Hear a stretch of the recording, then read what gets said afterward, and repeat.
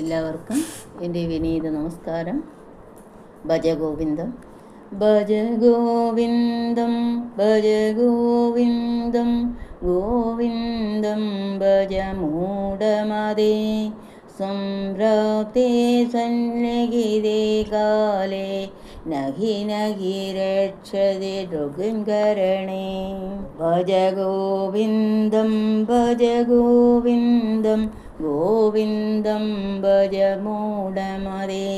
9ാമത്തെ ശ്ലോകം.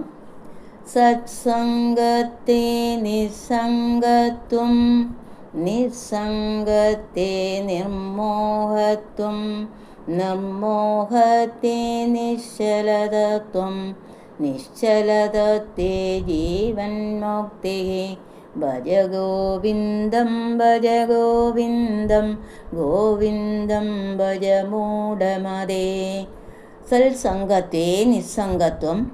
സത്സംഗത്തിലൂടെ നിസ്സംഗഭാവവും നിസ്സംഗത്തെ നിർമോഹത്വം നിസ്സംഗത്വത്തിലൂടെ നിർമോഹാവസ്ഥയും നിർമോഹത്വേ നിശ്ചലതത്വം നിർമോഹത്വത്തിലൂടെ നിശ്ചലതത്വവും നിശ്ചലതത്വേ ജീവന്മുക്തി നിശ്ചലതത്വേ പ്രതിഷ്ഠയിലൂടെ ജീവൻ മുക്തിയും നേടാം. ഇതേവരെയുള്ള പ്രസ്താവനയിൽ നിന്ന് ഒരു കാര്യം വ്യക്തമാണ്. ധനസമ്പാദനത്തിനും വിഷയഭുക്തിക്കും മാത്രമായി ജീവിക്കുന്നത് ഒട്ടും ശോഭനമല്ല.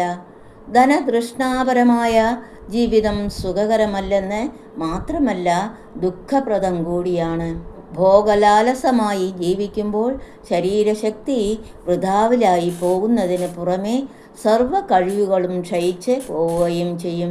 അതിനാൽ സാധകന്മാർ പ്രതിപക്ഷഭാവനയുടെ സഹായത്താൽ പറയപ്പെട്ട തുറകളിൽ നിന്ന് പിൻവാങ്ങി നഷ്ടപ്പെട്ടു പോകുമായിരുന്ന ശക്തി സംഭരിച്ചു നിർത്തുകയും പ്രസ്തുത ശക്തിയെ ഈശ്വര സേവയ്ക്ക് വിനിയോഗിക്കുകയും ചെയ്യണം. ഈ സിദ്ധാന്തത്തിലെ യുക്തി ആരും തലകുലുക്കി സമ്മതിക്കും. എന്നാൽ അത് പ്രായോഗികമാക്കുക എളുപ്പമല്ല. ഇത് നിഷ്കർഷിക്കുന്ന ജീവിത രീതി അനുവർത്തിക സാധ്യമാണോ എന്ന് പോലും സംശയിച്ചു പോകും. ശരിയാണ്, അത് പെട്ടെന്ന് സാധ്യമാവില്ല. ഏതു കാലത്തും എവിടെയുമുള്ള എല്ലാ സാധകന്മാർക്കും ഈ വിഷമം അനുഭവപ്പെട്ടിട്ടുമുണ്ട്. ആത്മാർത്ഥതയുള്ള ആചാര്യന്മാരെല്ലാം അത് മനസ്സിലാക്കി ശിഷ്യന്മാർക്ക് ആശ്വാസം ലഭിക്കുന്ന വിധത്തിൽ പ്രായോഗികങ്ങളായ പോംവഴികൾ നിർദ്ദേശിക്കണം. ദൗർബല്യങ്ങൾ നീക്കി മനക്കരുത്ത് വളർത്തി സാധനാമാർഗത്തിലൂടെ ചരിക്കാൻ സാധകരെ സഹായിക്കണം. അല്ലെങ്കിൽ തത്വശാസ്ത്രം അപ്രായോഗികമായ ഒരു സിദ്ധാന്തം മാത്രമാണെന്ന് വരും. ശിഷ്യന്മാരുടെ മുഖത്ത് നോക്കിക്കൊണ്ടാണ് ആചാര്യസ്വാമികൾ സംസാരിക്കുന്നത്. തീവ്ര സാധനകളുടെ ഫലമായി തങ്ങൾ സാക്ഷാത്കരിച്ച പരമാത്മതത്വത്തിൻ്റെ നിരതിശയമായ ആനന്ദാനുഭൂതിയിൽ വ്യാവഹാരിക സത്തയുടെ സ്ഫുരണം പോലുമില്ലാത്ത ആത്മനിർവൃതിയിൽ കണ്ണടച്ചുകൊണ്ട് പ്രാർത്ഥിക്കുക. സത്യത്തെക്കുറിച്ച് സംസാരിക്കുന്ന ഋഷിമാരുടെ ശൈലിയല്ല ശ്രീ ശങ്കരൻ്റേത്. തത്വദർശികളായ ഋഷിമാരുടെ അമൃതവാണികളാണല്ലോ ഉപനിഷത്തുക്കൾ. അവയിലെ ആശയഗാംഭീര്യവും ഗഹനതയും സാമാന്യ ജനങ്ങളെ അമ്പരിപ്പിക്കാൻ പോന്നവയത്രേ. നമ്മുടെ നാടിൻ്റെ സാംസ്കാരിക പുനരുദ്ധാരണത്തെ ഉന്നം വെച്ചുകൊണ്ട് മതപ്രചാരണത്തിന് കച്ചകെട്ടിയിറങ്ങിയ ശ്രീ ശങ്കരൻ തൻ്റെ ശ്രോതാക്കളുടെ ഗ്രഹണശേഷി ശരിക്കും ഓർത്തുകൊണ്ട് മാത്രമേ സംസാരിക്കൂ. ആത്മോത്കർഷത്തിൻ്റെ കൊടുമുടിയിലേക്ക് കയറാനുള്ള ഒരു കോണി ഇവിടെ ശ്രീശങ്കരൻ നൽകുന്നു. പ്രസ്തുത കോണി ശ്രദ്ധാപൂർവം കയറി പരമപദവിയുടെ ഉത്തുംഗ ശൃംഗത്തിൽ സാധകന് വിഷമം കൂടാതെ ചെന്നെത്താം. ഇതുവരെ നിരൂപണം ചെയ്ത കാര്യങ്ങളുടെ ശാസ്ത്രീയതയെക്കുറിച്ച് ആർക്കും അഭിപ്രായ വ്യത്യാസമുണ്ടാവാൻ തരമില്ല. അവ നിരക്കുന്നവ തന്നെയെങ്കിലും ഇപ്പോഴും നാം കാമിനി കാഞ്ചനങ്ങളുടെ വശ്യമോഹന വലയത്തിൽ കുടുങ്ങിത്തന്നെയാണ് കഴിയുന്നത്. കാമരാഗങ്ങളുടെ പിടിയിൽപ്പെടാതെ നോക്കണം. അവയുടെ ആക്രമണത്തിന് ഇരയാവാതിരിക്കാൻ പറ്റിയ സുരക്ഷിതമായ ഒരു കോട്ട പണിയണം. എന്നിങ്ങനെയുള്ള മുൻകരുതലുകൾ നമുക്കില്ലാഞ്ഞിട്ടല്ല. ബുദ്ധിയുടെ നിലവാരത്തിൽ കൃത്രിമമായ ഒരു സംയമനം ഏർപ്പെടുത്താൻ സാധകന് കഴിഞ്ഞേക്കും. പക്ഷേ എങ്ങോട്ട് തിരിഞ്ഞാലും മോഹന വിഷയങ്ങൾ അവയുടെ വശ്യശക്തിയോ അതിതീവ്രവും.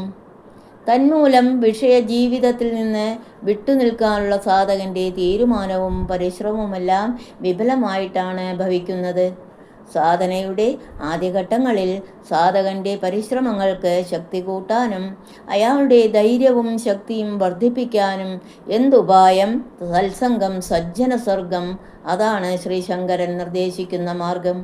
പ്രതിപക്ഷഭാവന പരിശീലിക്കും വഴി സച്ചിന്തകൾ വളർത്താൻ കഴിയുമെന്നതിൽ സംശയമില്ല. അങ്ങനെ ഉള്ളിൽ നിറയുന്ന സച്ചിന്തകൾ കാമസങ്കല്പങ്ങളുടെ തള്ളിച്ചയെ ശമിപ്പിക്കാൻ പര്യാപ്തമാവുകയും ചെയ്യും.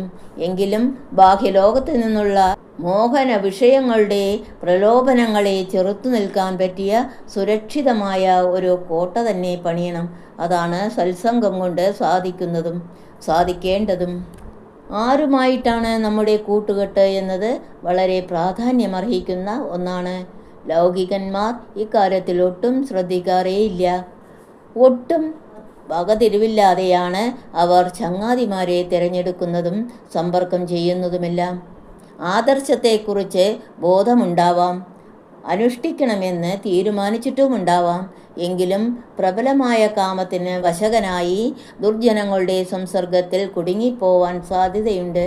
സത്യാന്വേഷികളും ഈശ്വരഭക്തന്മാരുമായ സജ്ജനങ്ങളുമായി സംസർഗം ചെയ്യലാണ് സത്സംഗം. അതിൻ്റെ അത്ഭുത ശക്തി ഒരു കോട്ട പോലെ വർത്തിച്ച് വിഷയപ്രലോഭനങ്ങളിൽ നിന്ന് സാധകനെ സംരക്ഷിക്കുന്നു. സത്സംഗം സാധകൻ്റെ മനസ്സിനെ സ്വാധീനിക്കുകയും ഇന്ദ്രിയങ്ങളുടെ ആകർഷണ വലയത്തിൽ നിന്ന് പിൻവലിയാൻ വേണ്ട ശക്തി നൽകുകയും ചെയ്യുന്നതിനാൽ ക്രമത്തിൽ നിസ്സംഗത്വം അഥവാ വൈരാഗ്യം അയാളിൽ വളർന്ന് തുടങ്ങും. വിഷയാസക്തി നീങ്ങി വിരക്തി പുഷ്ടിപ്പെടുന്നതോടെ സാധകൻ്റെ ചിത്തത്തിൽ മൂഢധാരണകൾക്കും വ്യാമോഹങ്ങൾക്കും നിലനിൽക്കാൻ വയ്യാതാവും. അങ്ങനെ അയാൾ നിർമോഹത്വം കൈവരിക്കുകയും ചെയ്യും. ബാഹ്യവിഷയങ്ങൾക്ക് ഇല്ലാത്ത മൂല്യം കൽപ്പിക്കുന്നത് മനസ്സാണല്ലോ. മനസ്സിനെ ആകർഷിക്കാൻ ജഡവസ്തുക്കൾക്ക് സ്വതേ ശക്തിയില്ല. എങ്കിലും അവയ്ക്ക് ആകർഷകത്വം കൽപ്പിക്കുന്നു മനസ്സ്. എന്നിട്ട് അവയാൽ ആകൃഷ്ടമായി ചമയുകയും ചെയ്യുന്നു. സഹജവാസനകളും രാഗാദി മാലിന്യങ്ങളും ഉള്ളിൽ നിന്ന് തിങ്ങുമ്പോൾ വസ്തുക്കളെ യഥാതഥമായി ദർശിക്കാനുള്ള കഴിവ് മനസ്സിന് കിട്ടും. ഇങ്ങനെ സമ്യക് ദർശനം സാധ്യമാവുന്നതോടെ സ്വസ്വരൂപമായ പരമാത്മാവിൻ്റെ നിരതിശയമായ പ്രശാന്തി അല്ലെങ്കിൽ നിശ്ചലതത്വം അനുഭവിക്കാറാവുകയും ചെയ്യും. ആത്മാനുഭൂതിയിൽ ക്രമേണ ദൃഢത കൈവന്ന് സർവതന്ത്ര സ്വതന്ത്രമായി വിരാജിക്കുന്ന മഹാത്മാക്കളത്രേ ജീവൻ മുക്തന്മാർ. ഇഹലോകത്തിൽ മറ്റുള്ളവരുടെ ഇടയിൽ ജീവിക്കുമ്പോഴും അവർ സർവബന്ധവിനിർമുക്തന്മാർ തന്നെ. ധായതോ വിഷയാൻ പുംസ സംഗസ്തേഷുപജായതേ സംഗസംജായതേ കാമഃ കാമാൽ ക്രോധാഭിജായതേ ക്രോധാം ഭവതി സമ്മോഹ സമ്മോഹാത് സ്മൃതിവിഭ്രമഃ സ്മൃതിഭ്രംശാൽ ബുദ്ധിനാശോ ബുദ്ധിനാശാത് പ്രണശ്യതി. ഭഗവത്ഗീതയിലെ 11-ാം അധ്യായത്തിൽ 62-63 ശ്ലോകങ്ങളാണ്. വിഷയങ്ങളെ ധ്യാനിച്ചു കൊണ്ടിരിക്കുന്നവന് അവയിൽ സംഘം ജനിക്കുന്നു. സംഘത്തിൽ നിന്ന് കാമമുണ്ടാവുന്നു. കാമം മൂലം ക്രോധവും, ക്രോധം മൂലം സമ്മോഹവും, സമ്മോഹം മൂലം സ്മൃതി വിഭ്രമവും, സ്മൃതിഭ്രംശം മൂലം ബുദ്ധിനാശവും സംഭവിക്കുന്നു. തൽഫലമായി അയാൾ പൂർണ്ണമായും നശിക്കുന്നു. ഇതാണ് സാരം. ഓം തത്സത്. സർവം കൃഷ്ണാർപ്പണം.